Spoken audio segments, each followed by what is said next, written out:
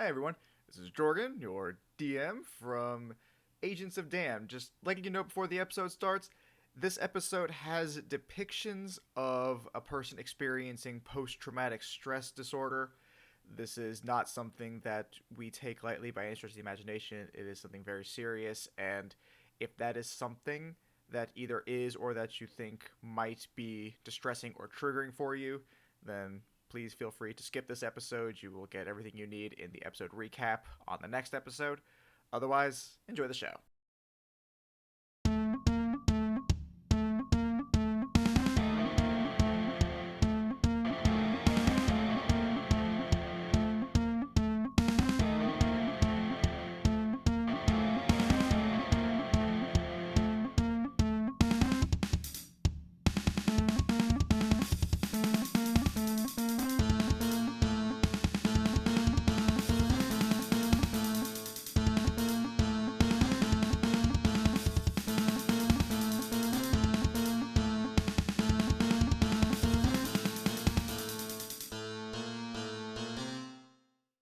Hello everyone, and welcome back to Agents of Damned, our Let's Play D&D podcast featuring myself, your sometimes benevolent, often malevolent Dungeon Master, Jordan Roman. And, as always, I am joined by my fellow players. Hi everyone, I'm Katie, and I play Safe. Hey guys, I'm Christina, and I play Winterra. And I'm Drew McLean, and by Bahamut's cream-filled cannoli cachet, I play the good Dr. Arlo Agon. Thank you for corrupting my computer's hard drive space with that. Oh, I started writing them down, so get ready. They're gonna start getting real weird. I love it. Oh boy. Oh my god. What was it, a cannoli cache what? A cream-filled cannoli cachet. Cache, that was it. God. My computer feels dirty now. You're welcome. So, getting back to things that actually make me happy, you guys are in a bit of trouble. Because someone couldn't shake that homesick feeling. I regret nothing. Yet. You regret nothing yet. So, last time, the agents and the Fun Pals spoke with Snapdra to figure out what their best course of action would be to find Emor, and, unbeknownst to Snapdra, the Ioun Stones. Snapdra offered one of two contacts that could help. One was an old drinking friend of hers with connections to the Church of Bahamut, while the other was one of her personal informants. The group decided to follow up with the informant, who the group initially mistook to be Seven. However, the eerily similar white-skinned tiefling was actually Seven's elder brother, named Four. Four then went on a long monologue explaining that he and Seven had 10 additional siblings and were once part of an organization known as the 12 Pieces of the Nine. After his lengthy exposition, he promised to awaken Sniffs, allowing him to be more useful in tracking down Emor. However, since the process took so long, the agents and the Fun Pals went back to the town of Ruinspoke to check back in with Caladan, who they last saw struggling to maintain order in the town. After berating him for a few minutes, they eventually learned that Kane, the person normally in charge of the town, had been busy ensuring the successful delivery of an order of weapons. Frieden realized that this could be a potential target of Emor, and that if this were indeed the case, gave both teams 3 days to find the missing Knoll. On their way back to town, Arlo wanted to revisit his old home. The Fun Pals went back to check up on Four and Sniffs, and Winterra cast Pass Without Trace on the rest of the group. As they made their way to the Agon family home, Arlo was flooded with memories of a time long past. However, he was interrupted by the sound of a familiar voice. Kamodra Agon was coming home. And thus we resume our tale. Everyone, give me stealth checks. Fuck you, Jordan. Natural 20. Well then. 29. Same. Okay then. Also, Jordan, I'm sorry I said fuck you. No, it's okay. It's okay. Let me just mark that one in my, my book of ever-growing reasons to punish you. I mean, I said fuck you out loud instead of in my heart like it's supposed to stay. No, it's okay, it's okay. It's just documented with the grudges.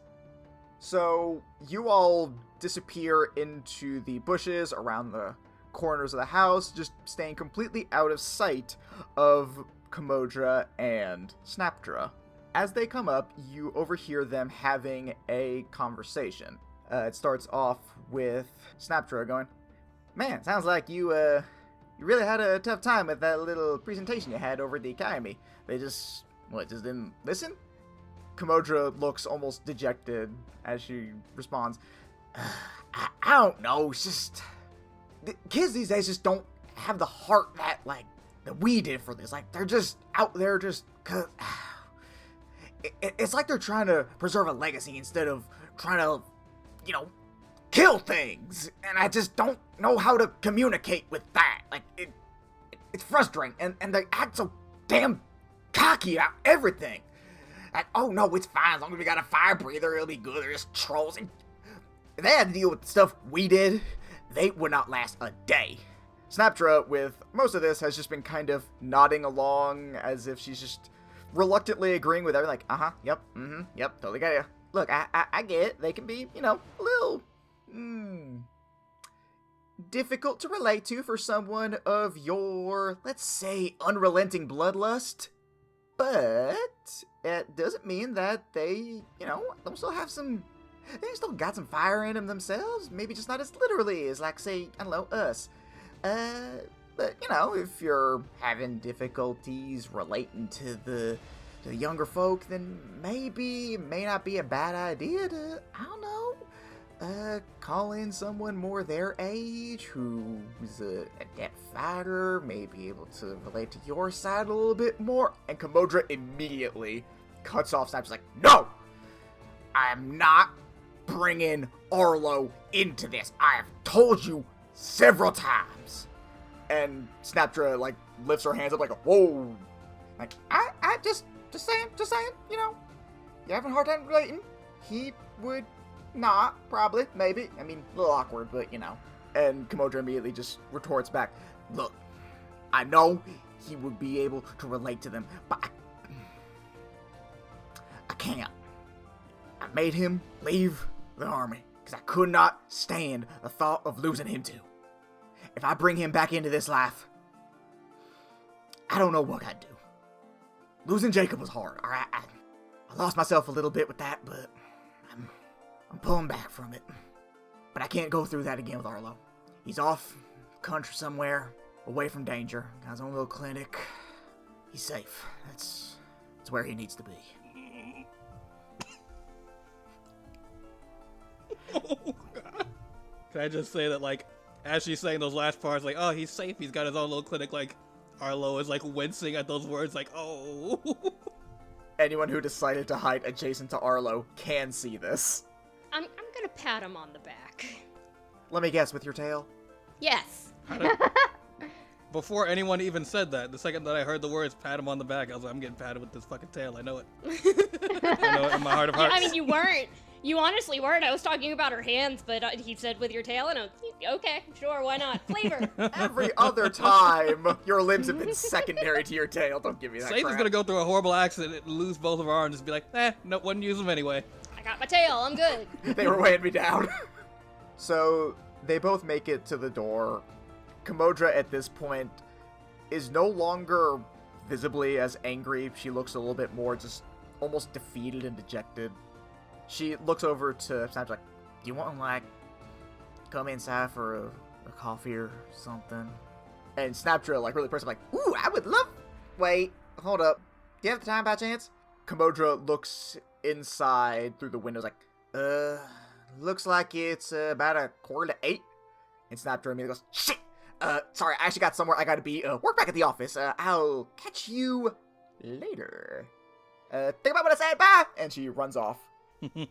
Kamodra just looks fairly confused over that whole thing, shrugs it off, and then goes inside.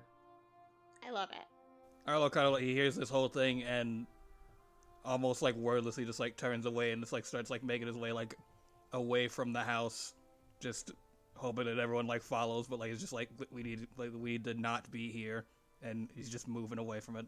Ugh, poor guy. So you guys make your way back over towards the barracks. You leg in, same as you were before, make your way over to Snapdra's office, and same as the last time you were there, the lights are off and the door is ajar. How can the door be ajar? If you're making the joke Yes, that I think got you're the making, joke, move on! Arlo, like, starts to walk up to the door and then remembers last time and is like, oh, hell no, not this time. And then just kind of, like, pats Saith on the back, like, you got this. Go on in Why there. do you want me to get tackled by your aunt? You're not gonna. You'll be Snapchat, fine. She's we're probably not even here. gonna do it. I'm gonna push him in with my tail. No. Can I do a strength test? Yes. Do I Rolling roll for opposed? strength. Yeah, opposed strength. I don't think that's gonna matter, bud, because I just rolled a natural 20. I hate you. I hate you and all that you stand for. Get fucked.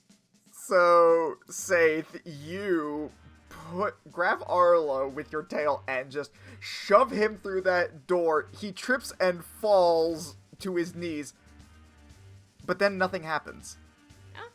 Saith, roll me a dexterity saving throw. Bitch. 17. Okay. So, as you do that, and you just kind of look into the room wondering what the fuck is happening, or rather, not happening, you hear something behind and below you, and you instinctively jump out of the way, and then all of you hear, "Son of a bitch, almost got her!" And you see the Fun Pals turn visible. Huh. Nice try, guys. As they do, you see that P had attempted to push you over on top of Knifin, who was on his hands and knees. So they were basically trying to... Was it top deck? Or not, that's the wrong thing. God damn it. What's that Tabletop. called? I know what you're talking Tabletop, about. thank you! Yeah. That's fucking hilarious, assholes. Nice. Not as funny as this part's gonna be. And then all of a sudden you feel something land on your shoulders and cover your eyes as Frighten also turns visible. So, what was the point in all of this? It is what we do! Yes. Was it not entertaining for you? We thought it was hilarious. I thought it was funny. You hear come from the darkness of Snapdra's office as the light turns on and she is just sitting there chuckling to herself. What am I supposed to do with all of you? Somehow I'm not surprised you were in on this. I give you like a solid 4.5. We're going to pretend that was out of 5. He jumps down like, so, did you enjoy your little trip? I did have a nice fall. Eh. All three of them snap and point at you. Saith, you didn't fall over. Oh. Oh, Wintera, you are just... I adore you. Let's move on. No, please keep on going. This is great. Wish I had some snacks, honestly. Ooh, I like snacks.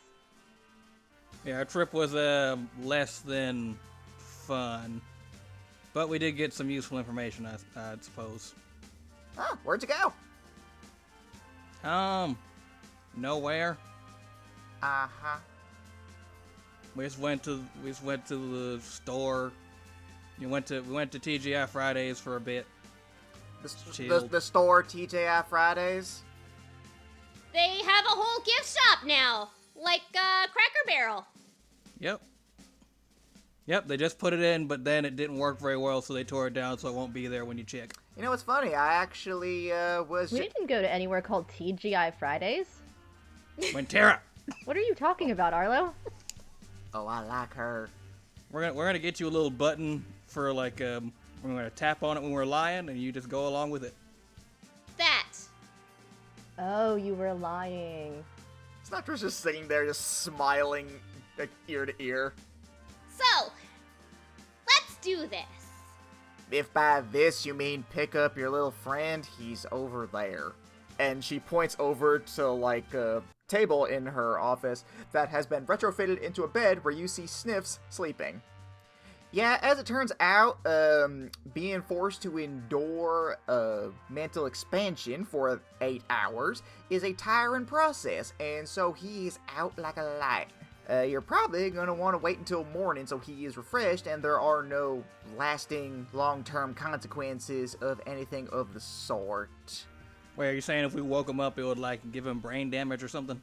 I don't know. All I know is that, she, like, looks over, like, you know when someone's sitting down, they try and, like, look past you? She does that over front, like, what for, say?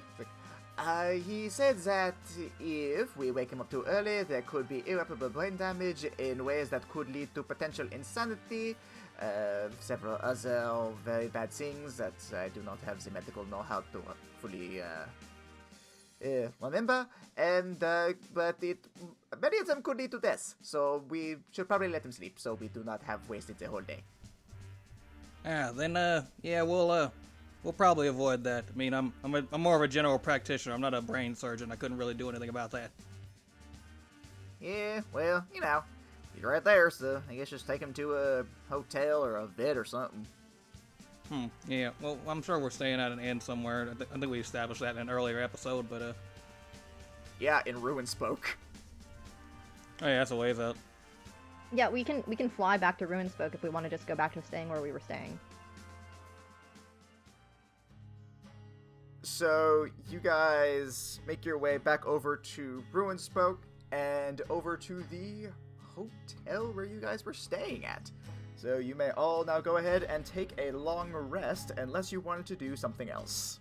Hey, Jordan, what's the hotel called? Ruinspoke Inn.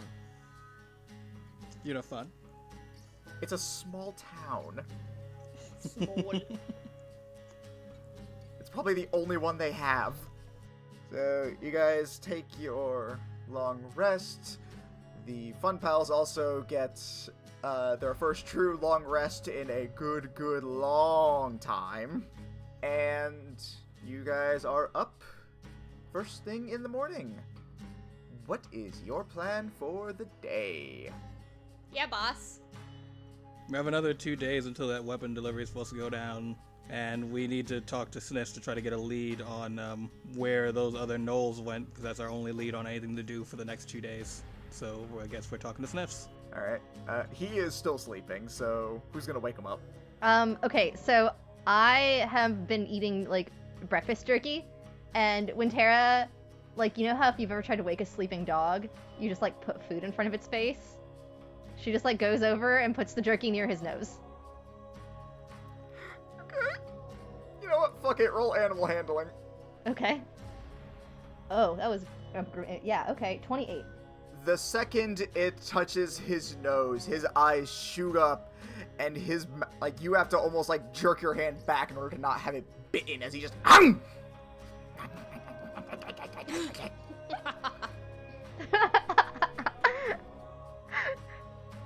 This is not where I went to sleep. No, we moved Also, you. hi. How are you feeling? I'm feeling... And he pauses for a second, and then his eyes get really wide, and he just says, smart. Guys, I know things I didn't know before. I know new words. I know that feeling. Doesn't that feel good? I know grammar. Since how much smarter did you get? Like, can you comprehend, like, the cold, uncaring nature of the outside universe just beyond our planet and our realm? He has a 1,000-yard stare. Wintera also has a 1,000-yard stare.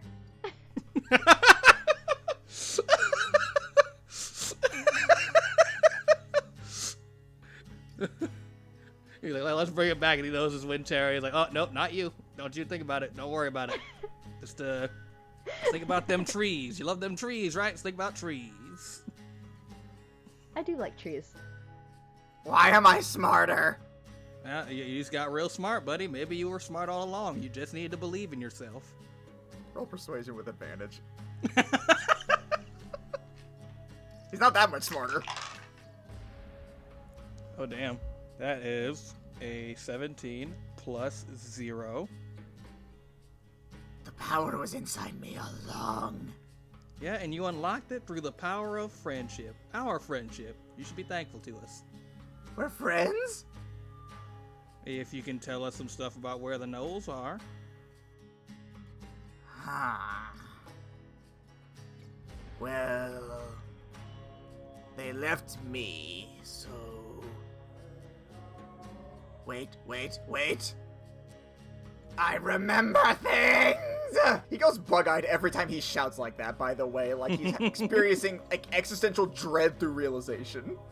God, Like, poor guy. this is his version of Galaxy Brain thinking. He's like, wait, I remember things that happened yesterday! He's having a hard time accepting that his brain can keep up with logical thoughts. This is very new to him. He's been experiencing this for however long this scene has been going on. I feel like he like an animal has been living constantly in the present, and now he has both a concept of the past and the future. And it is weird. There's places we've been before we were at the big cave. It was the boneyard. And he's just pointing in space, unmoving. Is that the direction of the boneyard that you're pointing, buddy?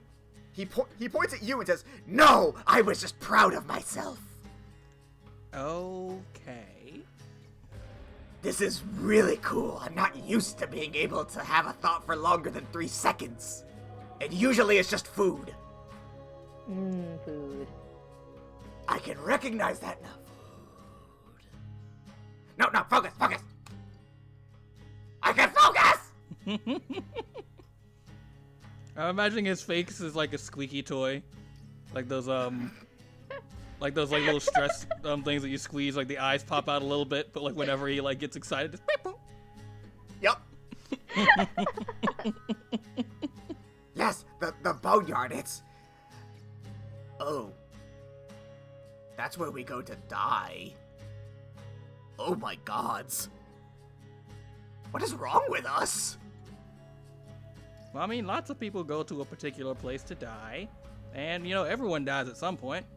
But don't think about that. Don't think about it. Don't you think about it. He has another 1,000-yard stare, but you realize that this time it is because he has accepted it. I realized what I had said wrong as soon as I was saying it. When Tara, wait, when don't- Tara hands him more of the jerky that she is eating. Unbreaking from his stare, he grabs it and starts eating it. There, my friend. It's okay. Most of my family died on an altar. That's not one of the new words I know. What's an altar? Have you ever sacrificed something? 1,000-yard stare. Sage, I think we're gonna need to keep it to 2-syllable words. Have you ever killed something? At this point, Fryden chimes in like, excuse me, it's not that this is not fascinating, and I am terribly sorry to hear about your beloved's family's tragic fate. Perhaps, and if I may be so bold, Sniffs, friend, could you perhaps take us to this boneyard? Not to die, just so that we may see it. And then Sniffs finally breaks from his 1,000-yard stare and says, oh, yeah, I can do that, as long as it's not to die. We promise you we will do our best to make sure that you don't die at this boneyard. I thought you meant you... I'm gonna die at some point. 1,000-yard stare. No. You're, no, you're not gonna die, as long as you're a good boy. Oh, this is very wrong. Yep, you're not gonna die as long as you're good.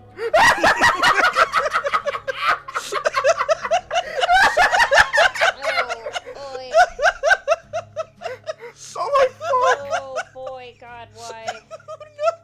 Yeah, so when Tara actually looks angry with you, Arlo, when you say that, and she said, you die whether or not you're good or bad. How dare you?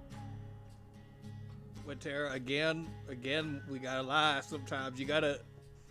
we gotta work out a system for you. Intelligence is a burden, and I was not ready. At this point, Fryden just kind of like, him and the other fun pals grab him and sort of drag him out. It's like, We'll meet you by the stables when you guys are done explaining to your friend how it is best to lie. Otherwise, let's get going, please. We only have a few days, and this is exhausting. I'm inclined to agree. You meet them over by the stables, the same ones that you guys took to get to the Untheran ruins the first time. Which means, as you may have undoubtedly guessed, there are nightmares there. Exclusively nightmares. Is there one that is less on fire? No. How high would a persuasion roll need to be to convince Wintera that it's not fire, but like just a really fancy mane? Wintera? Considering she knows what they are, I don't know. That'd be a really hard persuasion roll. So probably above a 20. Can we drug her like we did with, or get her drunk like we did with, Ooh. We could do it like B.A. Baracus and fucking A-Team and just like, drug her so she falls asleep and just kind of like tie her to a horse. Oh yeah, let's drug the druid before we go into potential battle. That's a great idea, guys. We'll wake you up. But what I was gonna say is actually when she sees the nightmares this time, she just starts crying. Oh, God! Well, now you made it sad. Don't make me feel bad for my world building. I have a chart of what she does, and in the chart in which I rolled, she started crying. I'm sorry. Oh, it appears that her trauma is coming up. Everything is still on fire, and it's so dry in the air here, and I can't keep doing this. Why is there so much fire? Wintera, there's only fire in one place.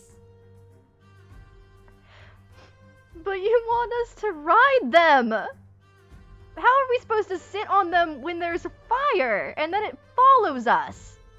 So, can I go up and touch one of the nightmares to show her that, she's not gonna get hurt?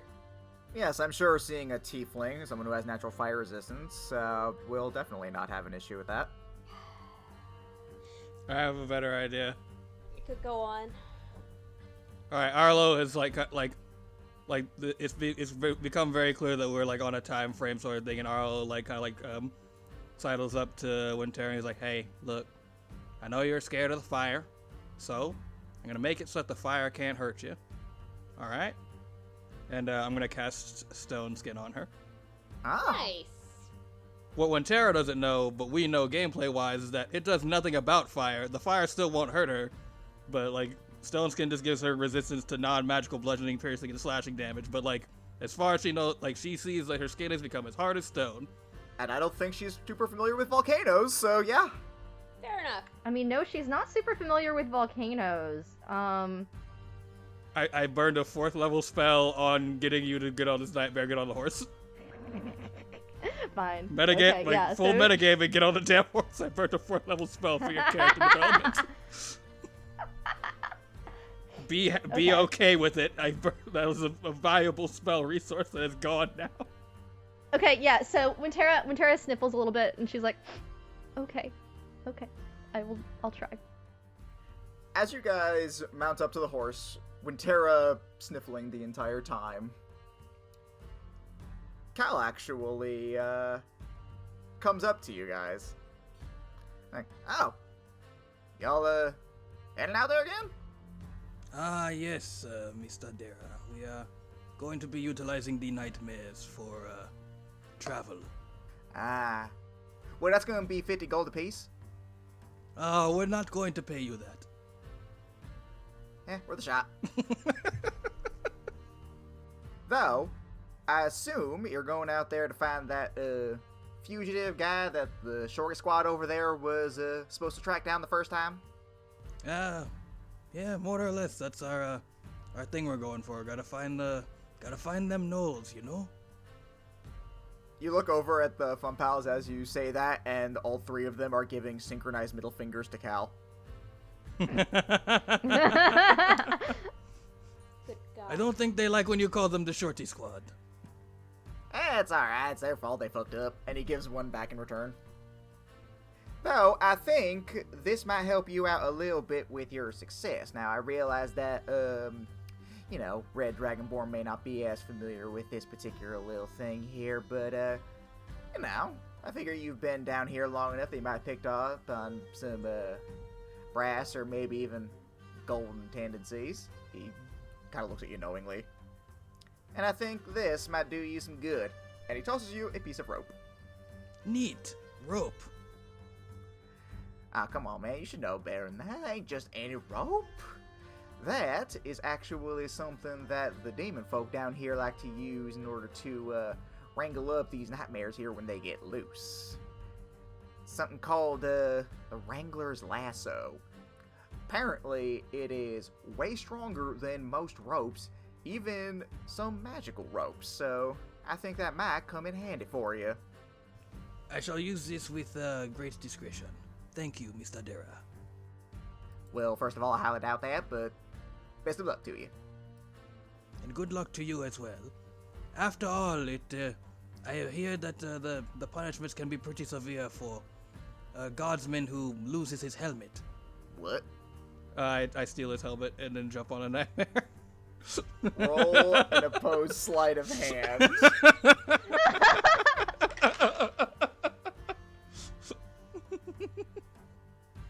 So that's 12. Oh, well, I don't even need to bother looking at what his stuff is then. You reach for it, and then he immediately grabs your head and says, "Move along, Sal." I'm gonna get that helmet. I go back onto the... I literally just gave you something! Dick! So, that particular item is, as you may undoubtedly guess, something else that I created.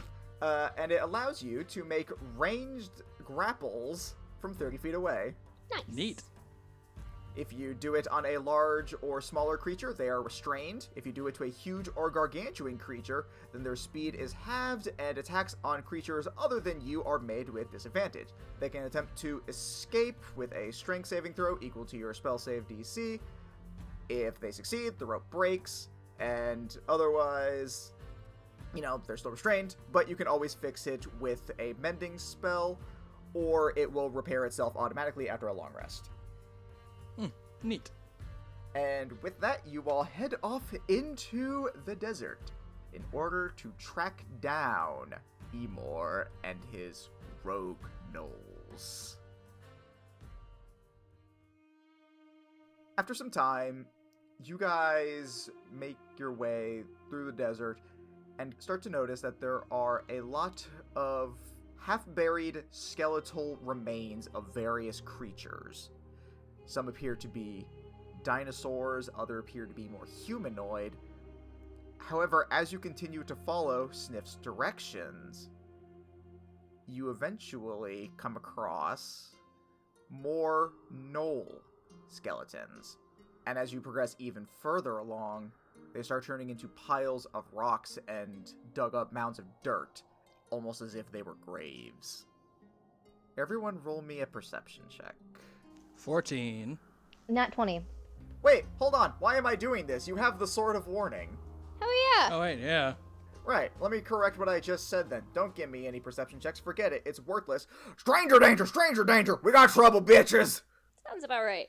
As several of the mounds begin to upend themselves, and you guys find yourselves surrounded by skeletal gnoll remains. Everyone, roll initiative. I'm gonna go on a limb here and say that these qualify as undead. No, yeah. Dirty 20. 19. I got a 3. Okay, surprising no one as always. Saith, you are up first. Excellent. I'm gonna draw my bow, pick an enemy and shoot. 15. Hits. 6. Alright, you knock the arm off of one of them, but it is still moving, seemingly undeterred. Can I use a bonus action to fire again? You did take crossbow expert, didn't you? I did, yes. Then yes. 16. Still hits. 6 again. This time you knock its head off and it falls down dead-er. Woo! One down. You're still horribly surrounded by a lot of these things. How many are there total? Roll me perception checks. Wait, all of us are just Winterra. All of you guys. 25. I got a 16. I got a 13. Yet, no, Winterra, you're able to clock that. Until about 5 seconds ago, there were 30 of these things. Holy shit! Now there's 29. You're up. Well. Yes, we know this ends with you. Just let everyone else have fun. No, it's fine. I'm just chilling. I'm just hanging out. There's no reason. I'm just humming for unrelated reasons. How many of them could I get in, like, from 5 feet from another one? I would say it wouldn't be difficult for you to get one within 5 foot of either side of another, so you could get upwards of 3 within that logic. Okay. God. Why are there 30? Dunno, couldn't tell you. Has nothing to do with challenge ratings versus how many of us there are. Or the presence of someone who may be, very well equipped for this, but Who could say? Who could tell? Okay. Yeah, then I guess I'm just gonna ice knife one of them. So let me see.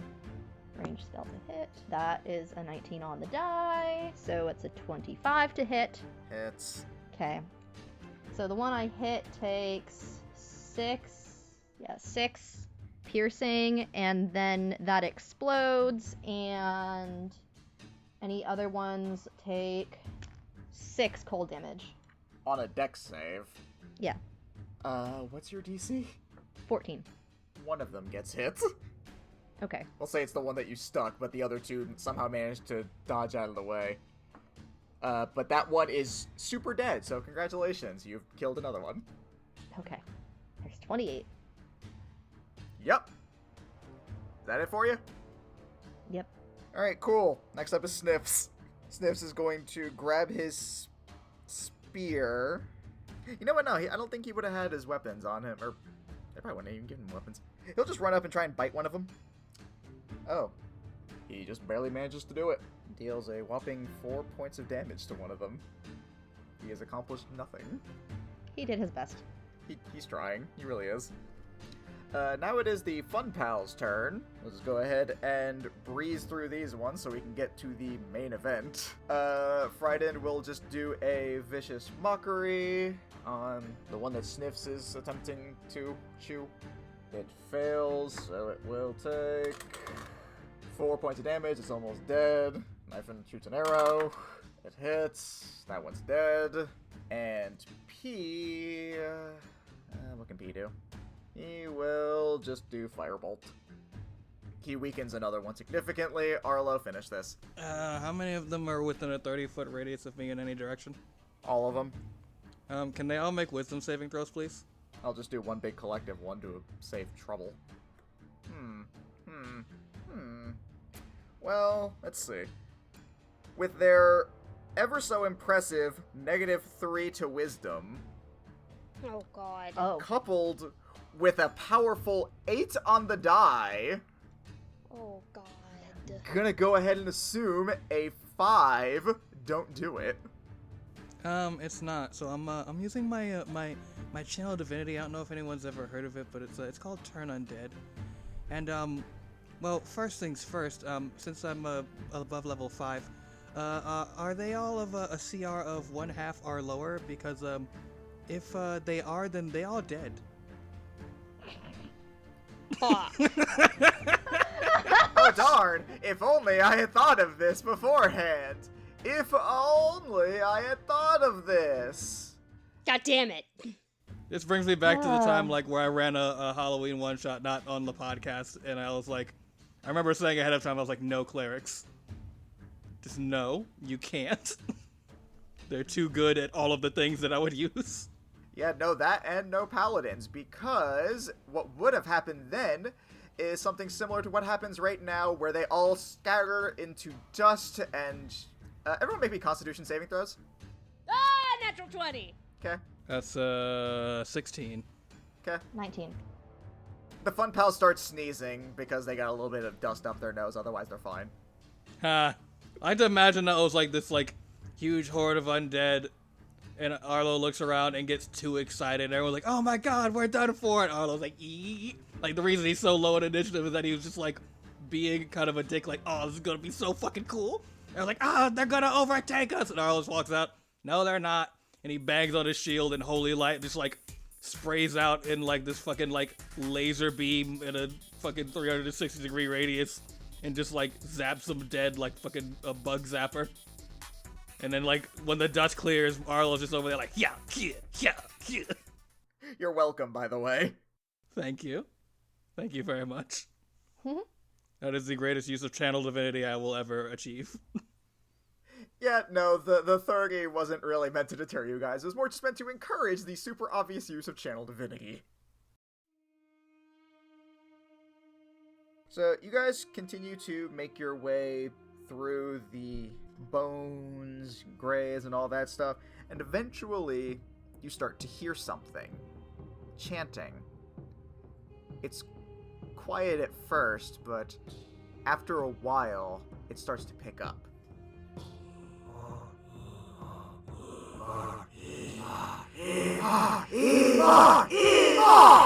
You follow the chanting and find... If you guys remember the first time you saw Emor and his congregation, it was not terribly large. It is far larger this time. Oh. Looks like that boner boy's really got himself some followers. His rigid determination has managed to attract gnolls from all over, and you see that there are several unarmed gnolls, but there are also some who do appear to be more well-armed, including some that are to his side, others that also appear to be riding these weird demonic dog-like things with scorpion tails. But you do, of course, see Emor, still bearing his crown of stones as they hover around his head. However, you see something else as well. Embedded in his chest is a black crystal, and it is in there deep. And he seems different. The first time that you saw him, he was very arrogant. He was really just eating up the crowd as they chanted his name. He was boasting about his own greatness. But now, he looks ravenous, angry, bloodthirsty. Is he even bigger than before? Yes. Oh man, guys, there's nothing more dangerous than like when you think a boner is all the way erect and then you realize it was only at half mast. What the shit, Andrew? You now see before he was only at half chub. I'm so upset. What the shit? Why? Why that analogy? I'm so upset. You married that. I did. Yeah, I did.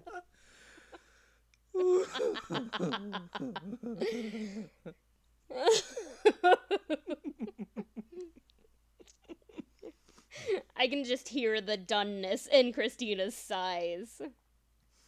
So what do you do? What indeed, my friend? What indeed? How many gnolls are there? Think the rave in the Matrix Reloaded size. Not all of them have weapons, though. Some of them appear to just be gnolls. Like, not the kind that would, like, go out on a raid, but village gnolls, if that makes sense. Like commoner stats gnolls? Yeah.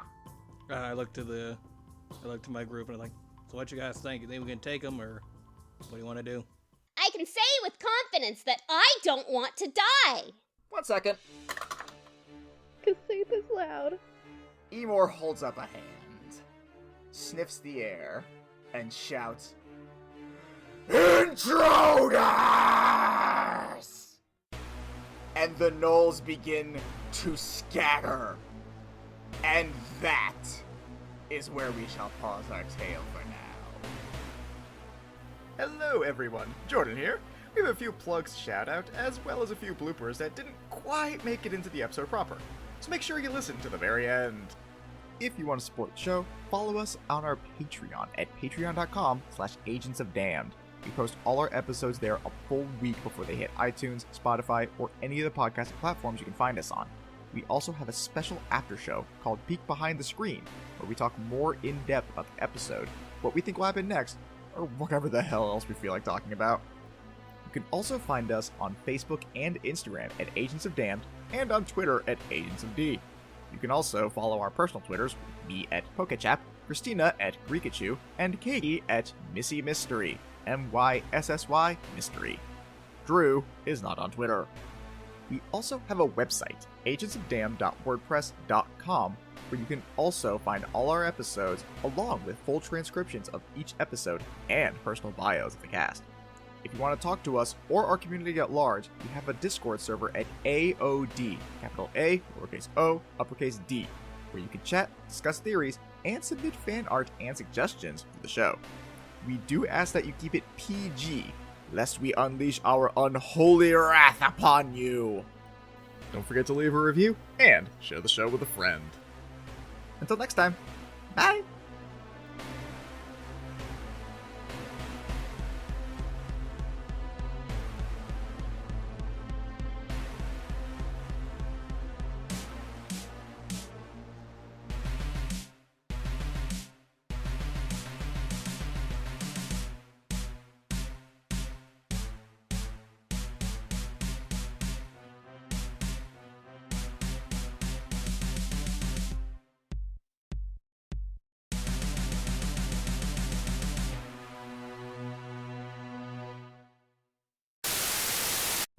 Well, you gruesome oaf. Do you see anything that you like?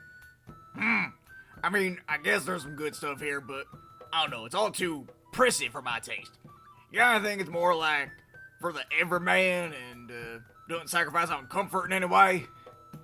I'm going to ignore how hurtful that comment was. Let's see. Something that is intended for any one person, but also is comfortable. I'm going to do something I normally wouldn't do and recommend a competitor.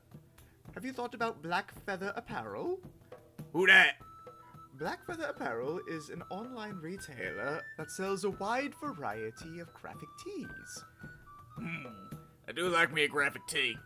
Not only that, but they also have several hoodies that are equally as gorgeous as they are comfortable. Alright, well, what about like my lower half? I'm glad that my upper half will be nice and comfy, but I don't want my buttock to get all chilly. My goodness, you're so boorish. Fortunately, they also carry several different sweatpants and leggings, each as comfortable as the last. Yeah, I guess I'll go with that. Sounds like a much better fit than your crap. Where can I find them? My goodness, I hate you so much. You can find them at blackfeatherapparel.com. You can also find them on Facebook and Instagram under the same name. Remember, you big stupid oaf, it's blackfeatherapparel.com. After that whole mess, There are already dinosaurs here. not in the town. I mean, they're generally around. They'll be like, oh man, a deer got in. And everyone's like, oh, panic. You're like, no, it's a deer. They're outside. Sometimes they get inside, like the general Okay, but inside people area. to be fair, Zal is a huge creature, so I Yeah, could see no, their that's As arms. more opposed to all those very, very small dinosaurs that they bothered to give stats to in D&D. Yes. I'm just saying, you've described this thing as the size of a bus. I feel like that warrants some special attention. All right, If all a right. bus-sized deer showed up. When Tara's just like petting Zal on the head and like giving them disapproving glances, like assuming that she would ever use him for like attacking a town, just like, what the fuck is wrong with you kind of looks. I mean, what if the But town burned down a forest? That's a different story. Should have to This figure was out a way supposed to to eat be a town. quick little nothing thing I said. Can we move on? Yeah. All right. Yes. Thank you. Christ. Never mind. Okay. I was going to see if Frieden maybe had calm emotions, but he did not. The closest he had to that was the fear spell, which I don't think is the one I want. Let's make this infinitely times worse. Great idea. I am justicing! Oh no! Oh no, I instead made this very worse. It is just like when someone gets someone pregnant by accident and then they're like, we must get married out of wedlock. Oh God. Seriously, if anyone out there is listening and like you had you had a night with someone and then like someone is now pregnant, don't just use that as a reason to get married. Marriage just should be like based on love. That is essentially taking a bad situation and going, oh my god, we have to make this immediately worse right now. All right. Okay. That is So, my PSA for as the you- day. Thank you, it is greatly appreciated.